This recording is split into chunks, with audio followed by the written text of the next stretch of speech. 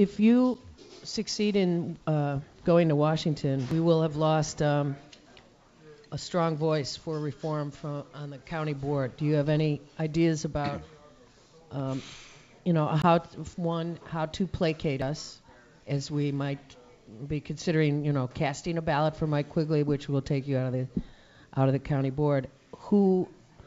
How do we proceed with the county board? What is the way forward Well, there? first, I think it addresses the issue also on the heels of the Blago Burris debacle, and that is we really shouldn't have any more appointments here.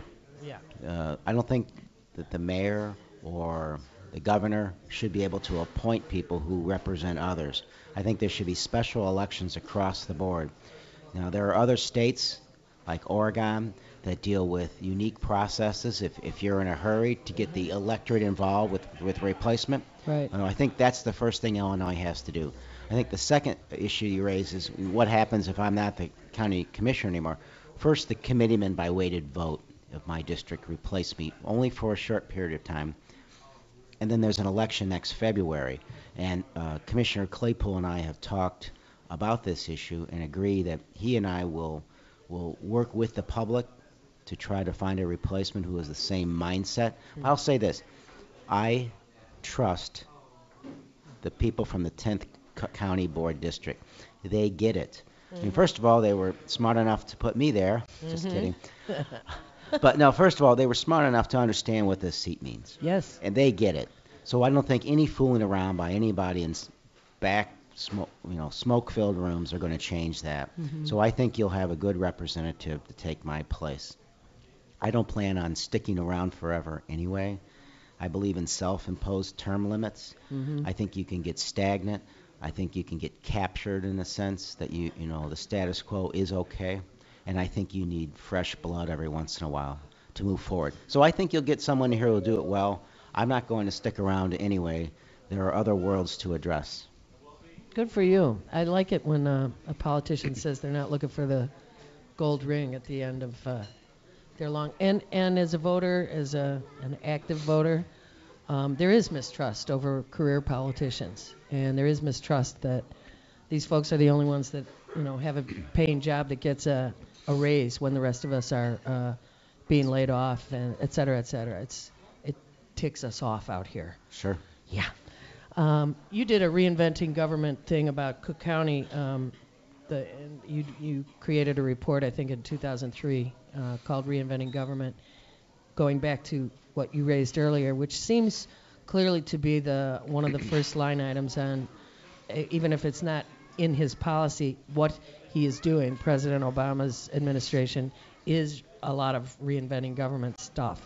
The whole transparency thing, being able to go online and look at the stimulus package right now is, revolutionary. Every time we watch the news and people like, the lid's blown off, folks are at ease talking with the press for the first time in a while. It seems like some of the government folks, there's an openness that is beginning to be sensed. That what would be the fondest hope for you arriving in Washington to be able to find yourself in position to affect? Well, look, as it relates to reinventing government, we are seeing an economy reinvent itself. We will never go back to what was before. The banking industry is in the process of being nationalized. The economy will never be our parents' economy again. Where that all goes, it's hard to tell. But what we're seeing here in the private sector, not just in banking, is whole industries reorganizing. If they don't, they will perish. For too long, government sort of imagined itself outside the rules of economics. It will have to reorganize. In the end, if we care about the mission of government, we need to ask, what should we do, how should we do it, and who should do it? That addresses the issue of public-private partnerships, which can be more efficient and effective. It also addresses the issue of who does what from a federalism point of view. What is the federal role? What is the state role? What is the county and city role? Right now, there's duplicative efforts. There's conflicting mandates. There's gaps that are left in healthcare and education, and we have to dismiss those, restructure, reinvent. What is it, with the goal in mind, what is the best to be the most efficient, effective way to give people what they need? That's a pretty good political science definition you just gave there. Very, very complete. I'm speaking with County Commissioner Mike Quigley, candidate for Congress in the 5th District, the open seat that Rahm Emanuel has occupied prior. I would just put in a bid for there to be a new definition in Washington, and that one that breaks down small business into pieces that actually Sure. represent small business. When they call small businesses things that have offices all over everywhere. I'm speaking very, very, very individually here, but sitting here on the corner of Lunt and Glenwood in a place You're right talking off about the the L. Heartland stimulus package. I'm then. talking, yeah, there you go. There you go.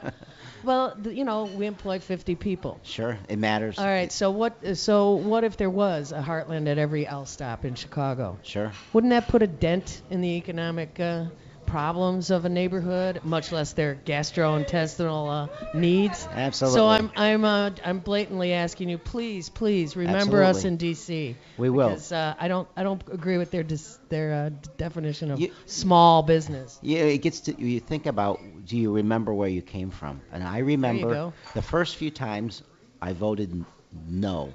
The first, will you become the maverick, the dissenter at the county board? And the first vote, believe it or not, was whether or not commissioners should get free golf at our forest preserve golf courses. So I was thinking, That's important. I'm going to go back to the Lakeview Citizens Council and explain why I'm going to get to golf for free. And I said, well, this better be a no. Then the second one was we were going to give Mayor Stevens in Rosemont, the late Mayor Stevens in Rosemont, free our land along the Des Plaines River, where he could chop down 200 trees in a floodplain And create a casino. and build a parking garage for his casino. Believe it or not, that passed, and that was a no vote. But each time those critical votes came up, honestly, I flash back to being at the Heartland or being at a church in Lakeview or in Lincoln Park and listening to the community folks tell me what they wanted. And I have a hard time imagining going back there.